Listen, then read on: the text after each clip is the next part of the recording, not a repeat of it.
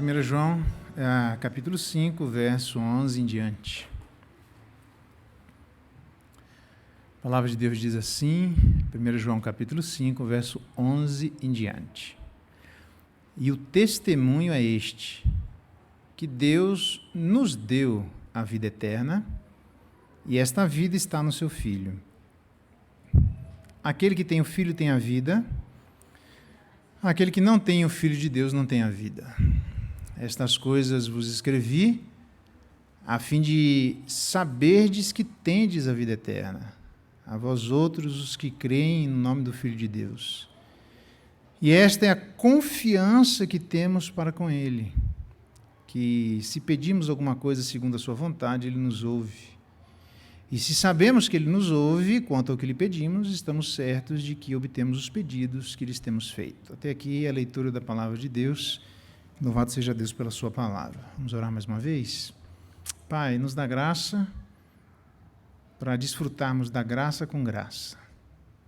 Que o Senhor nos fortaleça, nos ilumine e nos alimente para que haja robustez cada dia mais na fé que o Senhor mesmo colocou em nosso coração.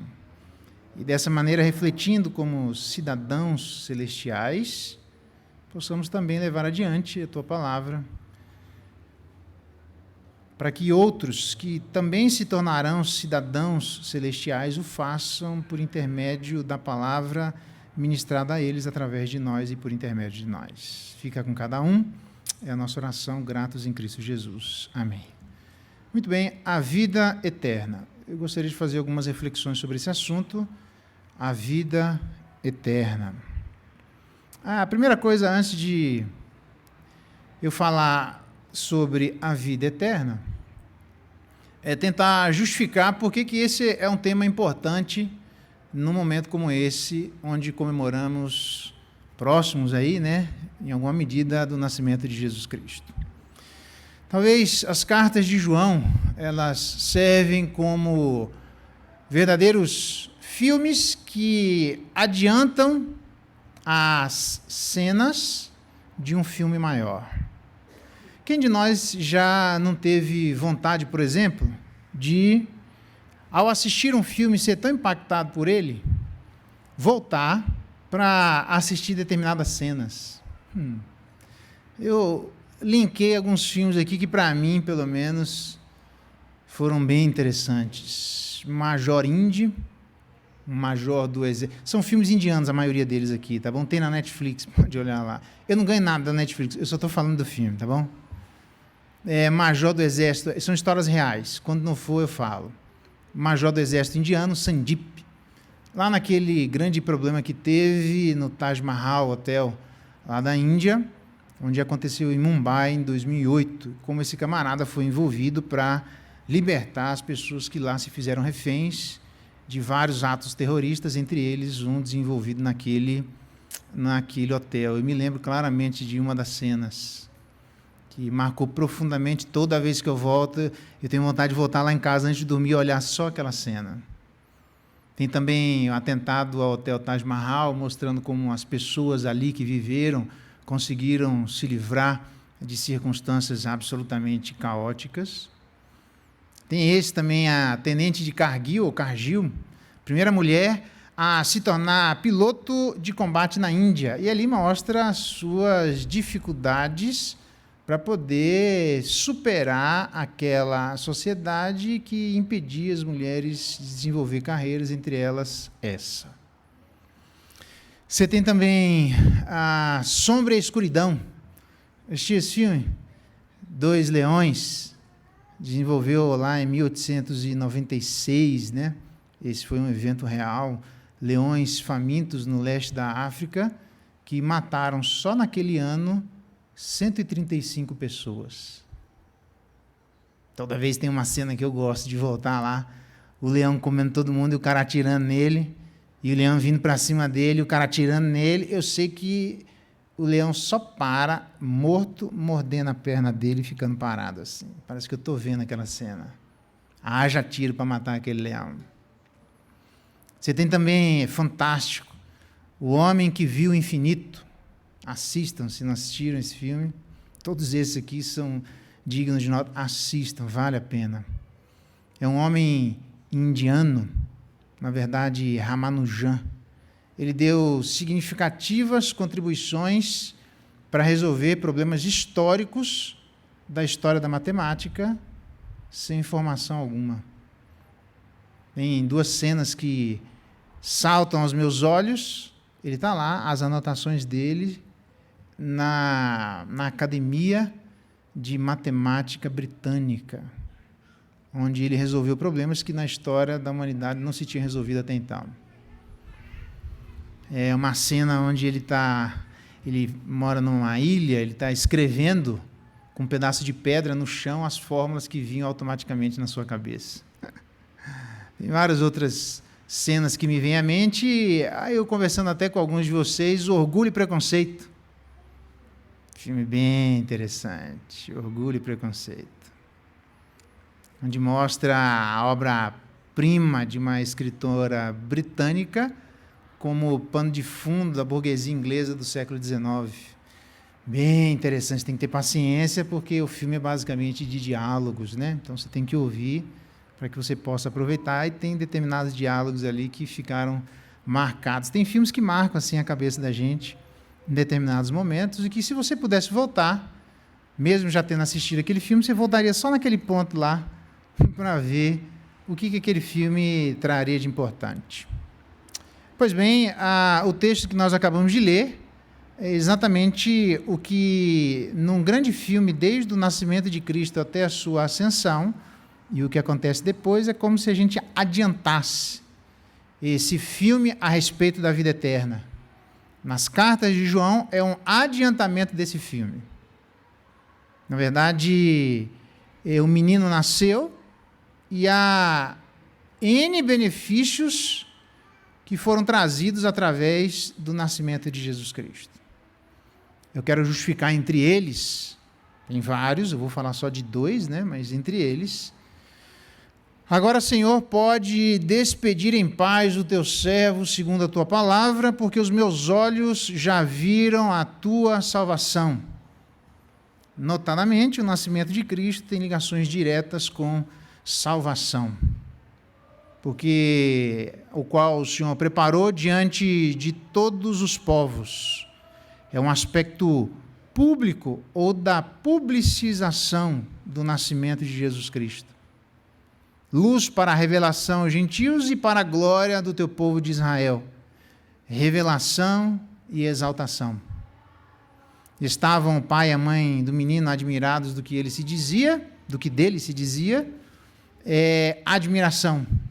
Simeão então abençoou e disse a Maria, mãe do menino: eis que este menino está destinado tanto para a ruína quanto para o levantamento de muitos em Israel, para ser alvo de contradição, condenação e elevação.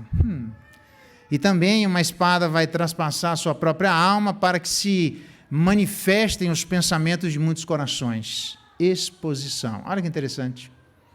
Entre os vários benefícios do nascimento de Jesus Cristo, mencionado apenas por uma pessoa, ele traz salvação, publicização, revelação e exaltação, admiração, condenação e elevação e exposição. É óbvio que eu não vou falar de todos eles aqui, a gente fica até amanhã, eu vou falar só de salvação. Aliás, a palavra salvação usada por Simeão é de onde vem a palavra soteriologia, onde o nascimento de Jesus Cristo tem ligações diretas com os aspectos soteriológicos. Aí você vai dizer assim: nossa, que nome, que palavrão. Mas soteriologia é o que diz respeito à salvação, é a mesma palavra. Por isso que quem nasce no Ceará é cearense, quem nasce em Salvador é salvadorense. Não, quem nasce em Salvador é soteropolitano de soteriologia. É daí que vem a palavra. Por isso o nome Salvador. Então, não dá para eu negar que o nascimento de Jesus Cristo tem ligações diretas com a nossa soteriologia ou a nossa salvação. Justificado isso, eu posso voltar lá para o texto, porque ali é só como um adiantamento deste grande filme que se inicia historicamente no nascimento de Jesus Cristo. Ele se inicia no Éden, tá bom? Só estou falando historicamente na pessoa de Jesus Cristo com a encarnação dele. É bem interessante que, somado a isso, esse aspecto soteriológico de salvação, também a vida eterna, ela é perseguida pela humanidade de diversas maneiras.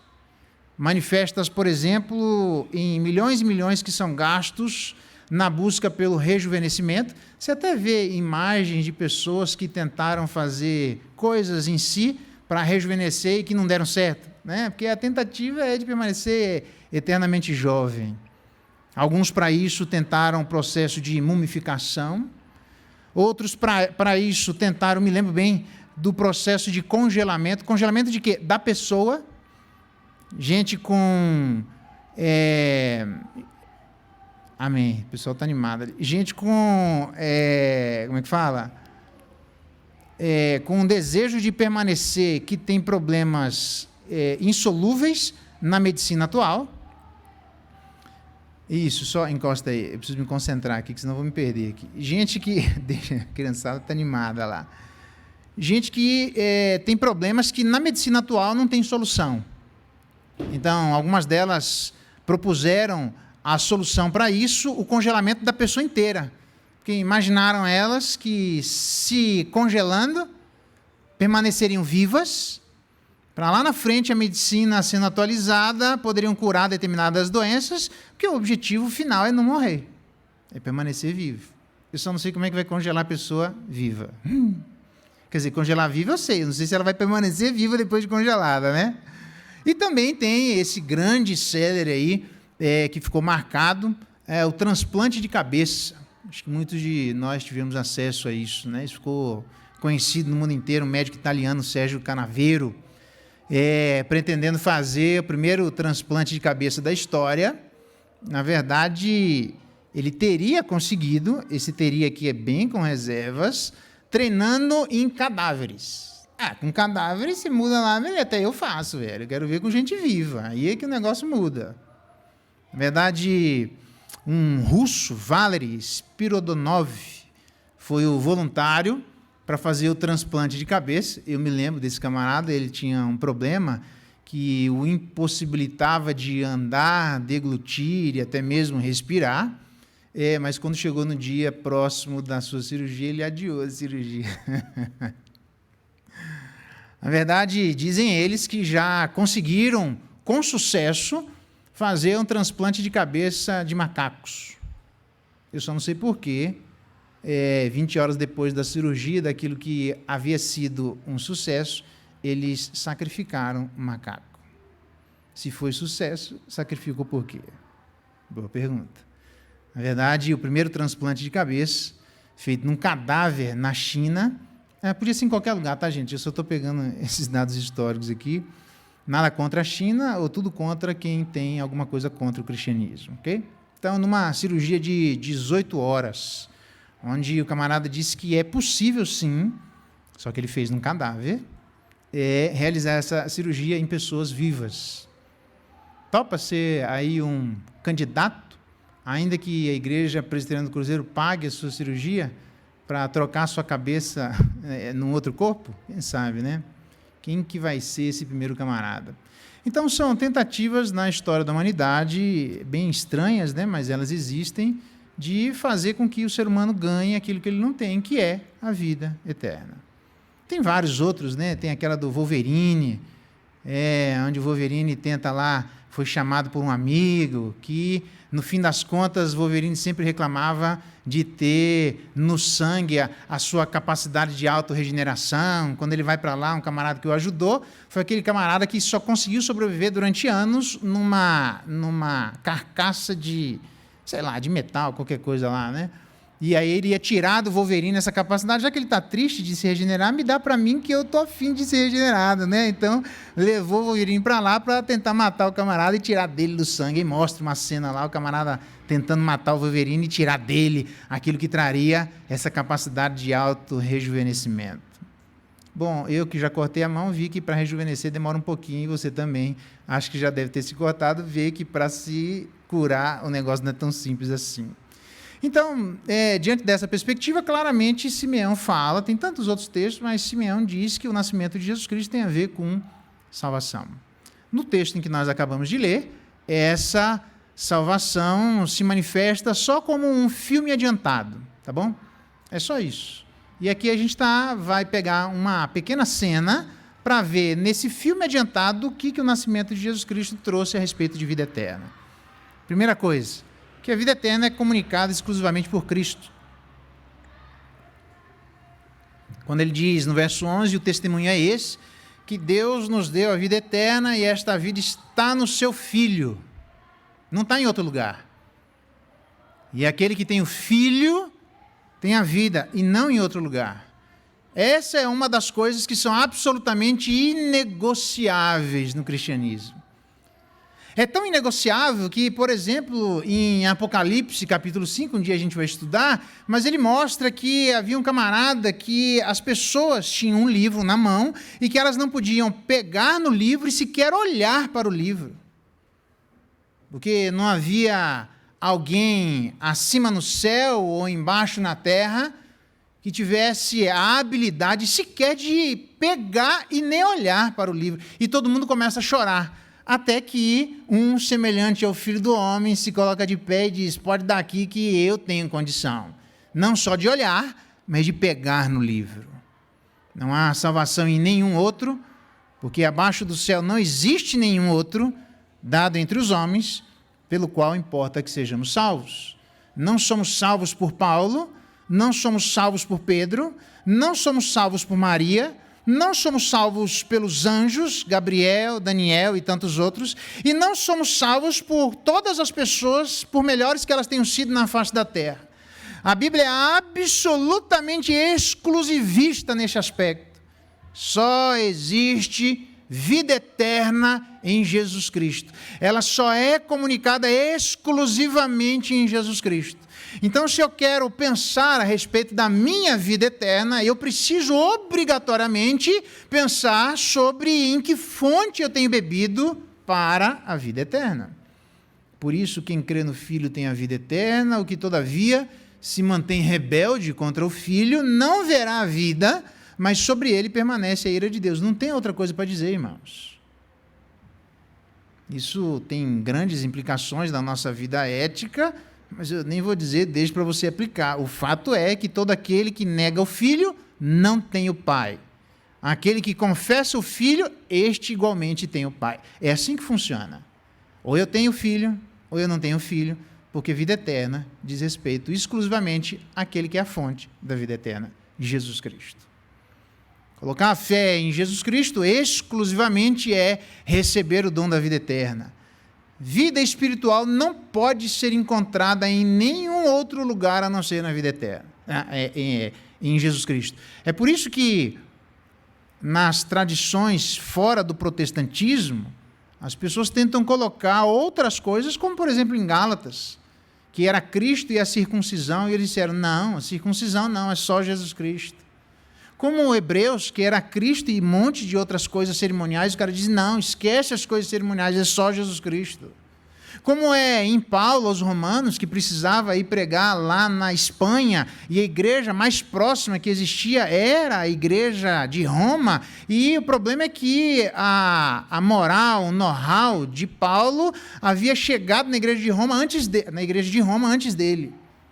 E as pessoas acusavam Paulo de ser contra o judaísmo, que, em tese, tinham 3 características: as leis alimentares, a guarda do sábado e a circuncisão.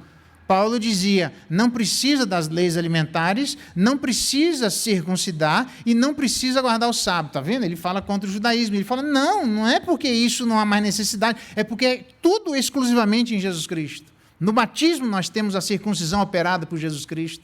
É só Jesus Cristo que traz exclusivamente aquilo que todos nós precisamos. Por isso, no Concílio de Jerusalém, em Atos capítulo 15, se entendeu que não deveria se empurrar a vida daqueles que não eram judeus, uma prática que era exclusiva do judaísmo em termos de nação, porque havia uma transição dizendo que exclusivamente Jesus Cristo superava todas as outras coisas pelas quais essas o apontavam. Ter o Filho significa conhecê-lo, Ter o Filho significa confessá-lo publicamente. Eu tenho dito isso várias vezes. Amante é que você esconde. Jesus Cristo, a confissão é pública. Por que eu estou dizendo isso? Porque tem muita gente que quer ter uma relação tipo agente secreto com Jesus Cristo. Pedro, diz a tradição, que teria morrido de cabeça para baixo, crucificado, porque não se achou digno de morrer da mesma forma que o seu mestre. Crucificado, mas de cabeça para cima. João teve os olhos vazados. Mas a Bíblia diz, lá em Apocalipse de João, que João viu. É interessante que ele morreu naquele lugar com os olhos vazados, não podia enxergar um pau na sua frente. Mas diz a Bíblia que ele viu. Lucas, e assim a gente vai para as pessoas que sofreram em nome de Jesus Cristo, quase que de maneira semelhante àquilo que Paulo sofreu, que você vai entender o quanto importa sofrer pelo meu nome. Porque só em Jesus Cristo nós temos aquilo que não é possível ter em nenhum outro lugar. É Ele que morreu, é Ele quem ressuscitou, é Ele quem subiu aos céus, é Ele que está sentado à direita de Deus, que de acordo com Colossenses é para lá que os nossos olhos devem ser repousados, porque é lá a habitação de Jesus Cristo. É Ele que intercede por nós, Ele é o sacrifício e Ele é o sacerdote perfeito. Ele é a nossa cidade de refúgio. Portanto, claramente, em João, nós temos a certeza absoluta de que a vida eterna se dá e é comunicada exclusivamente por Cristo e mais ninguém. Então, se nós queremos falar sobre vida eterna, nós obrigatoriamente teremos que falar de Jesus Cristo e a nossa relação com Ele. Uma vida eterna que, de acordo com o verso 10, se você olhar aí, olha que interessante, quando ele diz, 1 João, capítulo 5, verso 9, se admitirmos o testemunho dos homens sobre várias coisas, o testemunho de Deus é maior do que o testemunho dos homens. E o testemunho de Deus, este é o testemunho de Deus que ele dá acerca de seu Filho, o testemunho do Pai, dizendo, aquele que crê no Filho de Deus tem em si o testemunho do Pai. Então, aquele que não dá crédito a Deus, faz Deus de mentiroso, porque o Pai disse que a vida se dá exclusivamente com o Filho.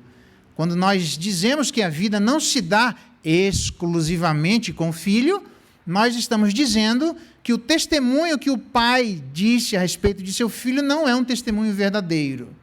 Nós estamos dando crédito ao homem e estamos dando crédito superior ao homem. É por isso que no nascimento de Jesus Cristo, quem é que aparece? O Pai. É por isso que no batismo de Jesus Cristo, quem é que aparece? O Pai. É por isso que no ministério terreno de Jesus Cristo, quem é que ele se refere? Ao Pai. Então, aceitar que exclusivamente em Cristo nós temos a vida eterna é dar crédito ao Pai. Eu te pergunto, será que o nosso Pai tem crédito com a gente?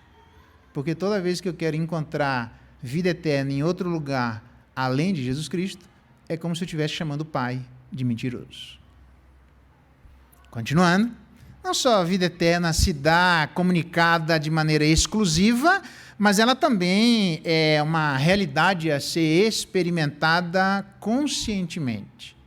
Não só comunicada exclusivamente, mas experimentada conscientemente.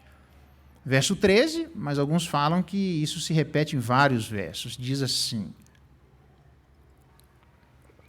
essas coisas vos escrevi, a fim de que saibais que tendes a vida eterna, a vós outros os que creem no nome do Filho de Deus. Na verdade, o jogo que está aqui é o jogo da certeza. Como é que eu sei que eu tenho a vida eterna? Dependendo, obviamente, da minha relação com Jesus Cristo. É claro que naquele momento eles teriam que lidar com circunstâncias como alguém os chamá-los de soberbos. E agora você tem vida eterna, agora. Só você é o bonzão. Não, eu conheço o bonzão. Eu não sou bonzão, mas o Filho de Deus é bonzão. Eu tenho vida eterna por causa dele, não é por causa de mim. Dá para a gente saber que nós temos a vida eterna? Dá. O grande problema é que muitos querem continuar fazendo as mesmas coisas nas minhas andanças por aí. Não foi aqui, eu estava em Marte, aí teve uma pessoa que estava frequentando a igreja, porque tem igreja presbiteriana em Marte, eu era pastor lá, e a pessoa falou assim, Eu perguntei, né, por que você não se torna membro, professo publicamente em Jesus Cristo? E a pessoa diz assim, porque se eu for membro da igreja, eu não vou poder fazer o que eu faço. Olha só que interessante. Eu falei, nem sei o que é que você faz, mas você acha mesmo que Deus vem julgar a igreja?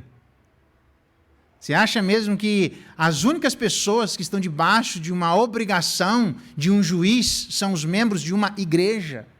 Deus vem julgar o mundo. Está aparecendo, nas minhas andanças por aí, tinha uma praia lá em Marte, e a gente estava lá, e teve gente literalmente que vendeu casa na praia para mudar para um outro estado lá em Marte, que era meio o centro de Marte, assim.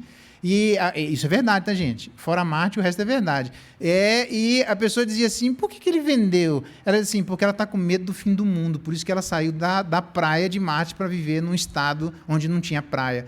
Eu falei, eu entendi, mas o fim é do mundo, não é da praia. Eu estou falando sério, teve gente que vendeu, Sebastião, pensando nisso. Tem gente que acha mesmo que se não for membro da igreja, a pessoa está livre para fazer o que quiser. Não está. A Bíblia diz que o julgamento começa com a casa de Deus. E se é difícil aqueles que estão na casa de Deus, que dirá aqueles que não estão? Por isso é que Deus é juiz do mundo. Então, na verdade, a palavra saber não tem nada a ver com uma soberba da parte dos cristãos em, a despeito da vida em que levavam ser progressivamente melhor, as pessoas olharem para eles e imaginarem que eles agora são bonzão, que podem dizer que sabem com certeza que tem a vida eterna. E alguns, para ter, então, um meio termo, dizem assim, você tem a vida eterna? A pessoa diz assim, estou tentando, estou aí batalhando dia após dia. Vida eterna não tem nada a ver com a gente. E tem tudo a ver com a gente. Não tem nada a ver com a gente porque não foi a gente que conquistou. Tem tudo a ver com a gente porque quando ela é comunicada, a gente não permanece do mesmo jeito que a gente que estava. A gente melhora. A gente muda, a gente passa a olhar o mundo com outros olhos. Os nossos gostos são diferentes, a nossa mentalidade é diferente, as nossas palavras são diferentes. É por isso que vida eterna não tem a ver exclusivamente com o céu. Vida eterna tem a ver também com as coisas que nós passamos aqui na terra. Por quê?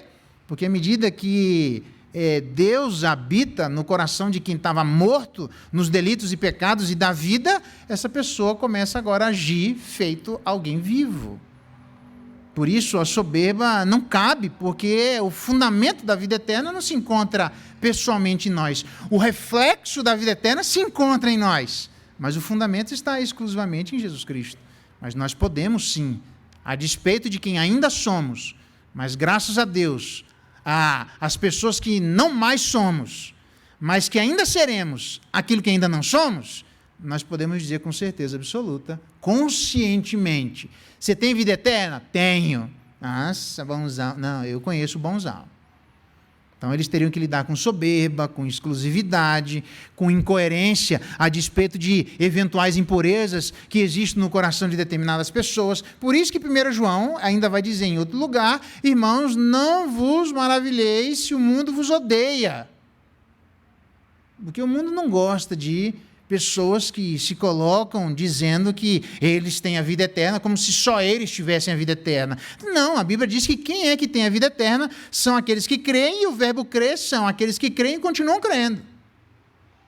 Nós não temos liberdade, nunca mais, para acreditar naquilo em que, eventualmente, nós gostaríamos a parte da cruz de Cristo. A gente tem que crer em Cristo, continuar acreditando em Cristo e morrer acreditando em Cristo. Para estas pessoas que ontem colocaram a sua fé em Jesus Cristo, hoje continuam afirmando a sua fé em Jesus Cristo, e amanhã continuam colocando o seu coração em Jesus Cristo, desde que não mudem quem Cristo fala a respeito de si mesmo, porque tem uma viagem aí que diz, quem é que pode explicar quem Deus é? Deus. Eu não posso, mas Ele pode. Então, as nossas explicações sobre Deus são derivadas da explicação de Deus sobre Deus. Então, é verdade que ninguém explica Deus? Então, mais ou menos. É tipo, você acredita em quem você quiser, ou o que você quiser a respeito de Jesus Cristo, porque, no final das contas, Ele é tão misterioso, está parecendo em Kierkegaard, que Ele é tão longe de nós, tão transcendental, que ninguém pode absolutamente, com certeza, dizer quem Ele é. Ninguém pode, a não ser Ele mesmo. É por isso que nós não temos autoridade para falar sobre Cristo aquilo que Cristo falou sobre Cristo. Ele faz essa pergunta, quem dizem os homens que eu sou? Não, diz Elias, não sei o que lá mais, não, tudo errado. Ele diz, não, você é o Cristo, o Filho de Deus vivo. Aí ele diz, então foi Deus que revelou para você. É isso aí. É esse Cristo aqui que eu sou, e não esses outros Cristos que estão dizendo que eu sou. Beleza? Então dá para ter consciência de que nós temos vida eterna? Sim. Porque a vida eterna é comunicada exclusivamente por Cristo, mas ela também é experimentada conscientemente por nós. Não só isso, mas ela é experimentada imediatamente por nós. Diz aí no verso 11, e este é o testemunho que Deus nos deu a vida eterna, e essa vida está no seu Filho. Há certamente um aspecto da vida eterna que nós não sabemos. Há muitos aspectos. Por exemplo, nem olhos viram, nem ouvidos ouviram, e nem jamais penetrou em coração humano o que Deus tem preparado, não o que ele já preparou.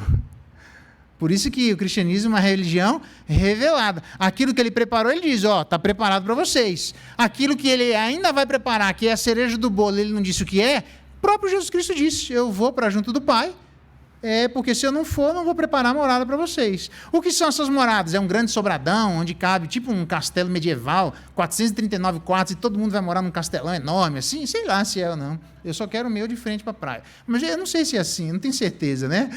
Eu só quero o meu de frente para o sol. Ou cada um vai ter um sobrado e a gente vai morar em várias ruas, sei lá como é que vai ser. Eu só quero o meu de frente para a Trindade. Mas eu não sei exatamente como é que vai ser, né? Na dúvida a gente vai pedindo, vai que cola, né?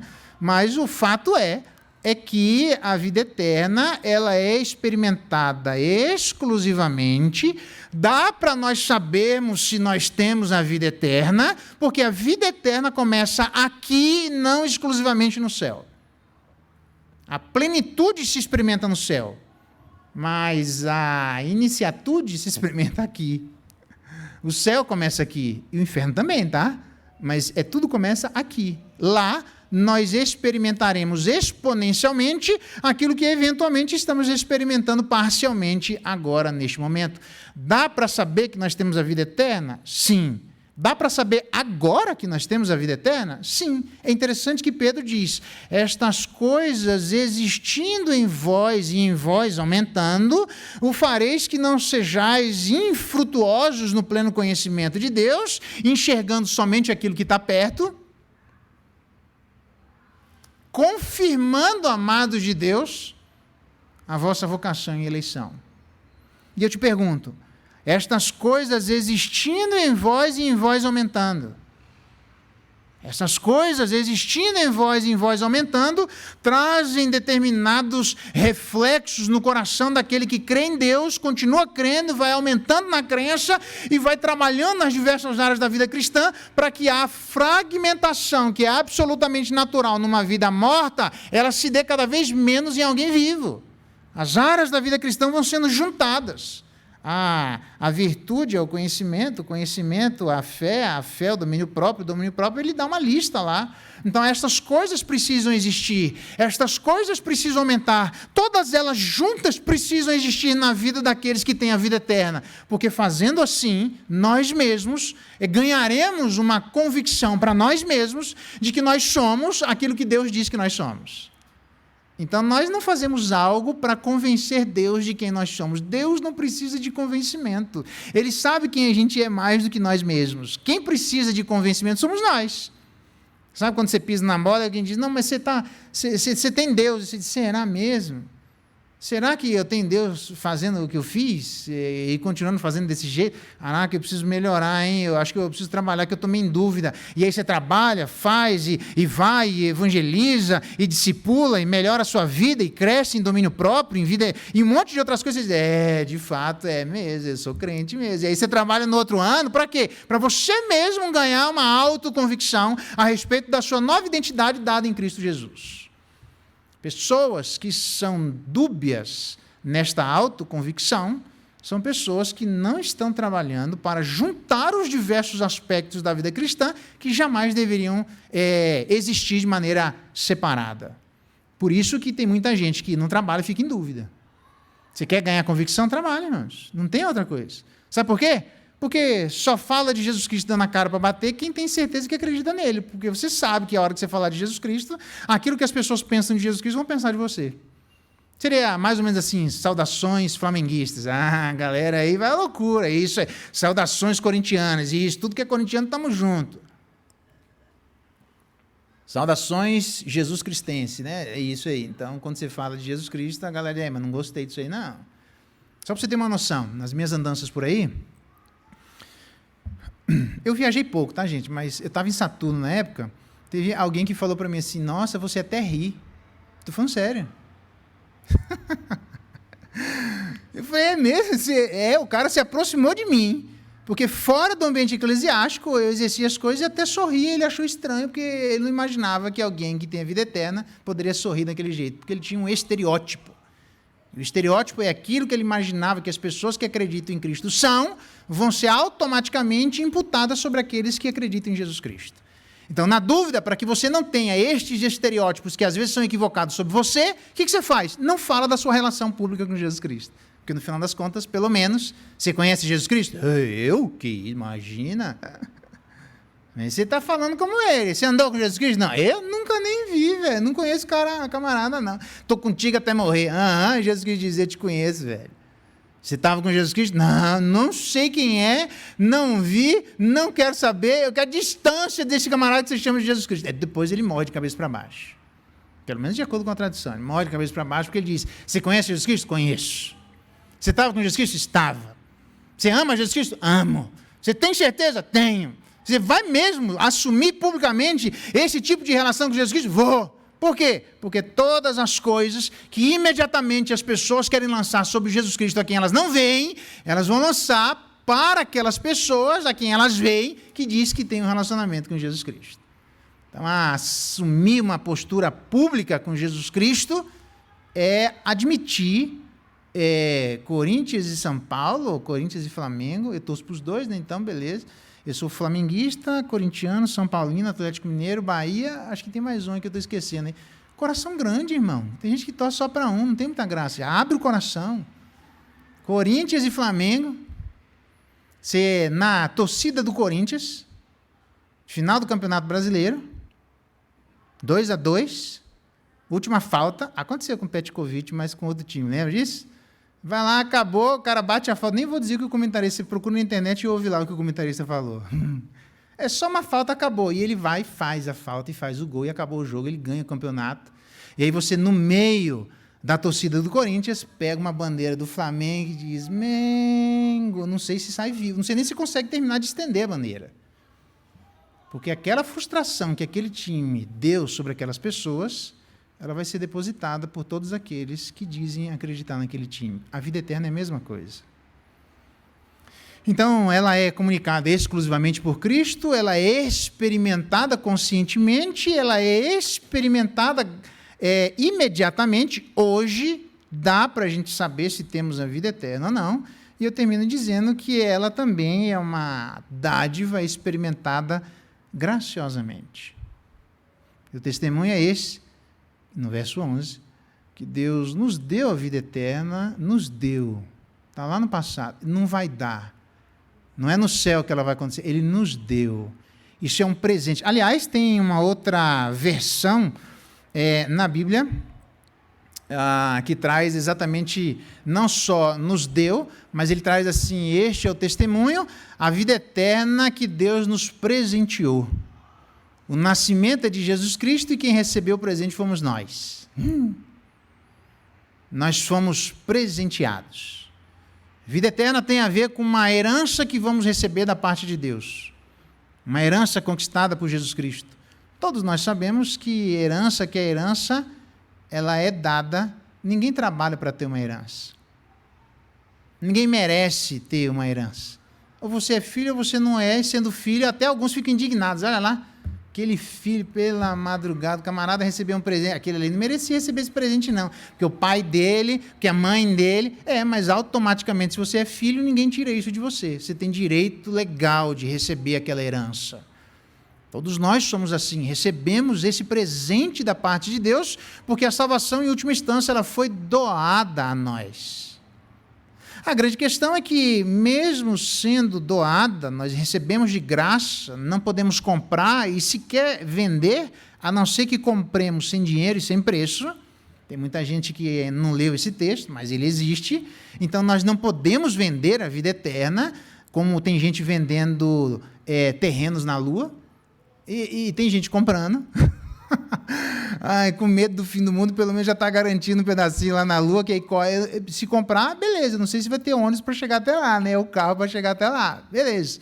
Mas tem muita gente que nós temos a vida eterna. A grande pergunta é se a vida eterna tem tido algum tipo de efeito sobre cada um de nós. Então, a minha palavra é para você que já recebeu a vida eterna, que você que diz publicamente que tem a vida eterna, você que se relaciona com Jesus Cristo e que sabe imediatamente que a vida eterna está em você.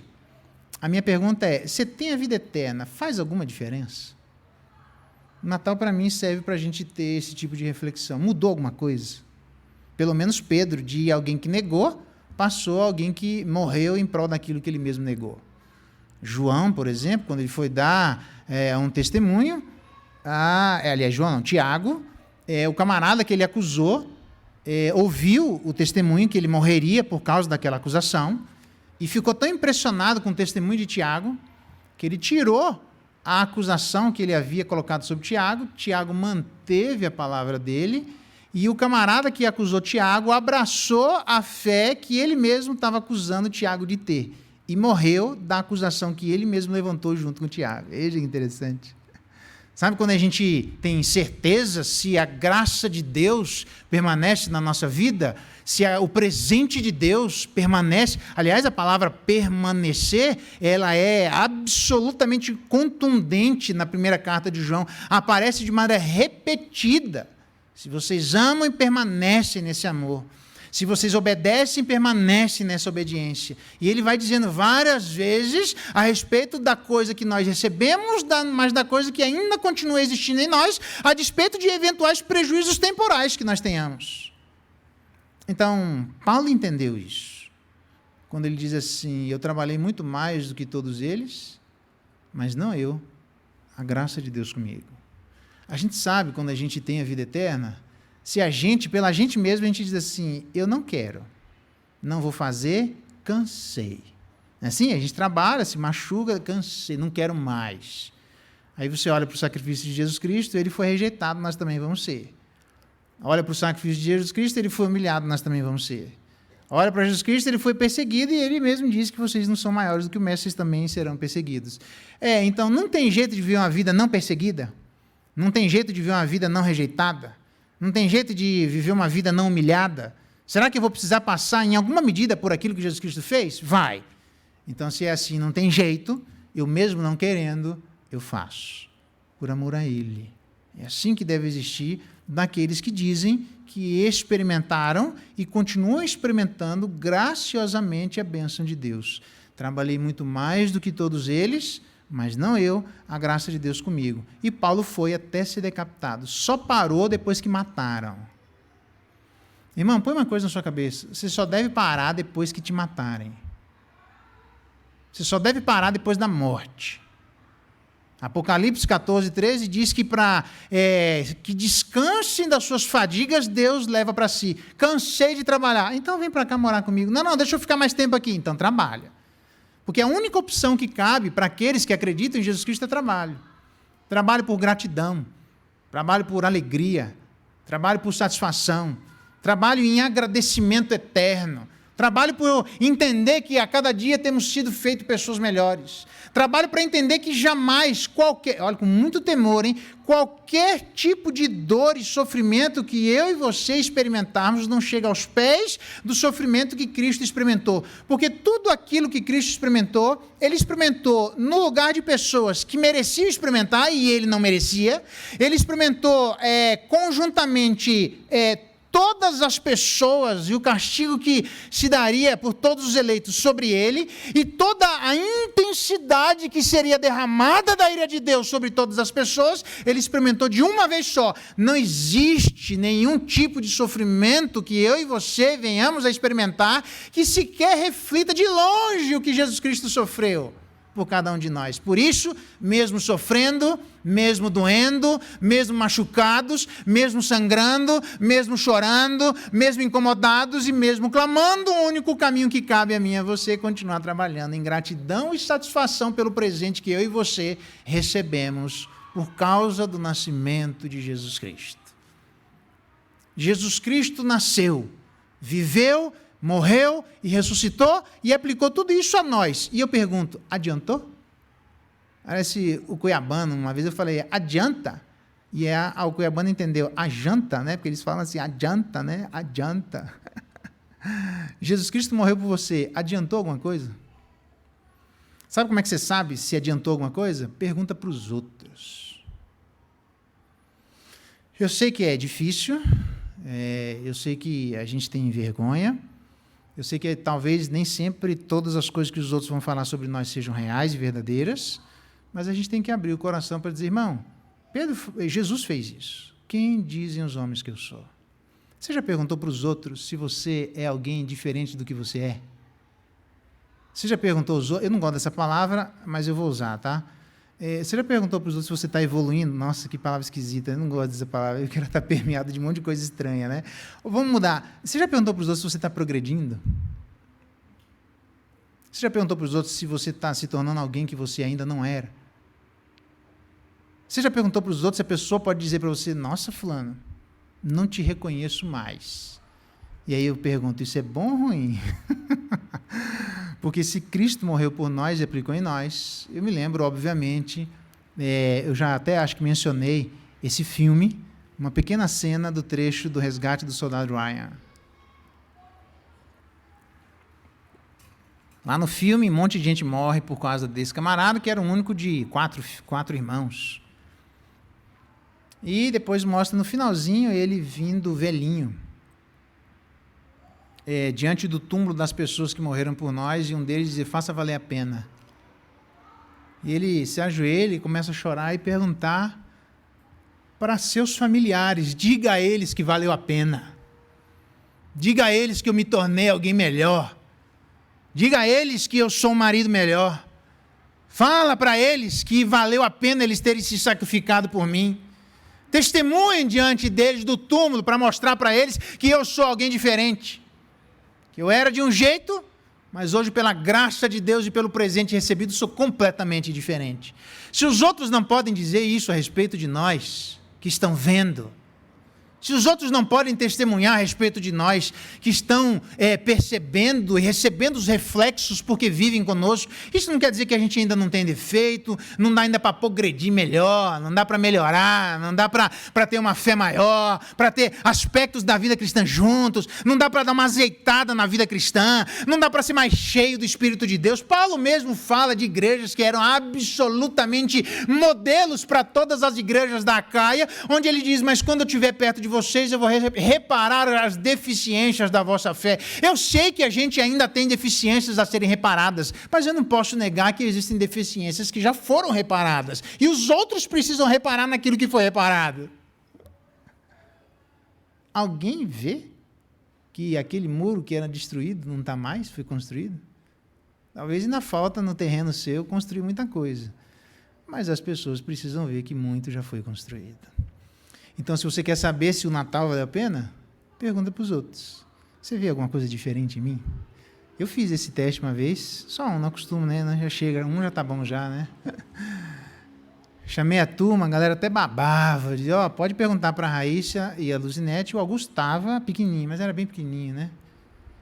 Pode perguntar, e eu até vou sair daqui, pergunte se vocês quiserem a meu respeito. Nossa, mano, 79 jovens estavam lá para poder bombardear para saber quem que era o João Geraldo, porque todo mundo gosta de saber da vida dos outros. Saí, para não dizer que eu fico aqui pressionando, voltei, terminaram. Semana que vem vocês tragam os parentes de vocês, porque quem vai perguntar sou eu. Nossa, de 79 caiu para 7,9 pessoas, né, de jovem. Gostar de olhar a vida dos outros a gente gosta, mas gostar de mostrar a nossa vida, ninguém gosta. Porque todos nós somos vidraça, irmão, não é o pastor. Todos nós somos. O pastor também. Não tem como não ser. É impossível. Então, o meu desafio para nós é Você precisa e eu pensarmos, agora que experimentamos a véspera do Natal, o nascimento de Jesus Cristo, se isso mudou alguma coisa na nossa vida, nesse presente que, em vez de nós darmos, nós recebemos. E se você não pediu a Jesus Cristo esse presente alguma vez na sua vida, meu desafio a você que faça. Eis que estou em pé à porta e bato, e se alguém abrir e ouvir, entrarei e serei com ele, ele comigo. Eu me lembro que foi o texto Apocalipse 3:20, com que, no primeiro estudo, eu sei que isso é falado para a igreja, mas Deus, na sua misericórdia, no primeiro estudo, quando eu tinha 16 anos de idade, eu ouvi disso, eu já sei, isso aqui é para mim. E o pastor perguntou assim, não, mas você não... Eliseu, lembra do Eliseu? Ele perguntou assim, você não quer que eu leia mais texto? Eu falei, não, eu já entendi. Jesus Cristo morreu, parece que o mundo caiu a ficha. Agora eu vejo tudo.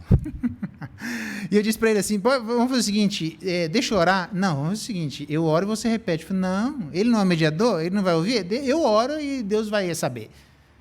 E ele fala que eu orava e ele desorava. Ô Deus, eu estou aqui, o Senhor está aí. E ele dizia, Deus, esquece o que ele está falando, porque ele não sabe o que fala. E fui conversando, e é isso aí. Eu pedi a Deus, mora dentro de mim, habita no meu coração, faz morada eterna dentro da minha alma, me faz uma pessoa absolutamente diferente. Todos os que vão para o céu precisam dizer isso publicamente a Deus, precisam confessar. Por quê? Porque com o coração se acredita, mas com a boca se confessa a respeito da salvação. E tem um monte de gente que vai andando no meio da igreja e nunca falou publicamente diante de Deus, eu quero que o Senhor faça morada dentro de mim. Nós precisamos aprender a fazer isso, irmãos. Uma vez só na vida. Mas dizer, Senhor, se eu não fiz, me perdoe, mas hoje eu quero fazer, mora dentro do meu coração, habita dentro da minha vida, faz o que o Senhor tem que fazer para que eu seja aquela pessoa que certamente eu não sou. E aí sim, se nós fizermos esse tipo de oração, eu nem vou falar da oração, mas ele diz que aí nós vamos pedir alguma coisa segundo a sua vontade, e é óbvio que ele vai nos ouvir, porque a primeira oração que nós vamos fazer é, Deus, faz com que eu seja alguém com que eu ainda nunca fui. Eu ouvi de pessoas e parece que eu não sou aquele que o Senhor espera que eu seja. Eu nem tenho conseguido me transformar numa pessoa diferente. Então, Deus, mora dentro de mim e faz em mim aquilo que o Senhor faz em todos aqueles que o Senhor habita. Então, a minha palavra é dupla. Se ela foi experimentada graciosamente, alguém já me disse assim, faça valer a pena esse presente. Sabe quando você dá R$100 de gorjeta aí para o filho e diz assim, gasta direito. Deus deu vida eterna para nós e diz assim, gasta direito, irmão. Deus mora dentro de nós e vê lá o que você vai fazer. E você e eu vamos ter que dizer para Deus, Deus, valeu a pena. E se você não pediu, o meu desafio, peça. Abra sua boca e diga, Deus, eu ainda não fiz, mas quero fazê-lo. Para quê? Para eu ter certeza de que, diante do Senhor, eu pedi. Então, no dia do Natal, essa é uma das coisas que nós podemos pedir. Deus me dê vida eterna. Ou, Deus, se o Senhor me deu vida eterna, me faz ser aquele que quem tem a vida eterna é. Porque a vida eterna, basicamente, ela é comunicada exclusivamente, ela é experimentada conscientemente, ela é experimentada imediatamente, mas ela também é experimentada graciosamente. Vamos orar? Vamos ficar de pé? Pedir... Sebastião, pode orar por nós, Sebastião, aqui, fazendo um favor? Comunicada exclusivamente e experimentada conscientemente, imediatamente e graciosamente. Que Deus nos faça essa igreja, que entende que só vai ter em Cristo aquilo que Ele pode dar, mas hoje, nos dias de hoje, nós podemos experimentar sabendo que Deus nos deu esse grande presente no nascimento de Jesus Cristo. Vamos orar? Amém, Deus. Pai amado, Pai santo, nós estamos aqui, Deus, ouvindo a Tua palavra e pedindo Amém. em nome de Jesus, Deus, que o Senhor faça morada em nós, Deus, que o nascimento do Senhor possa fazer-nos, que nós refletimos e que tenhamos, Deus, essa expectativa da vida eterna. Amém, Deus, Jesus. E a consciência que o Senhor é a base de tudo, Deus. O Senhor, Jesus Cristo, é o único mediador entre nós e Deus. Amém, e nós Pai. precisamos ter essa convicção. Amém, e através de Deus. Jesus Cristo, que nós somos salvos e que nós teremos a vida eterna. Amém, Então nós Jesus. pedimos o nome de Jesus, que Teu Espírito Santo nos dê essa consciência, Deus, Amém. para que nós possamos sermos pessoas melhores, Deus, Amém, onde quer que Deus. estejamos, onde quer que o Senhor tenha nos colocado, Deus, para sermos e fazermos a diferença, sermos o luzeiro neste mundo. Amém, Deus. Jesus. E que também isso comece em nós, Deus, no nome de Jesus. Que nós saiamos daqui hoje refletindo sobre isso, sobre a palavra que ouvimos aqui neste lugar, Deus. Nos Amém, ajude, Deus. nos abençoa, e nós oramos agradecidos no nome de Jesus. Amém.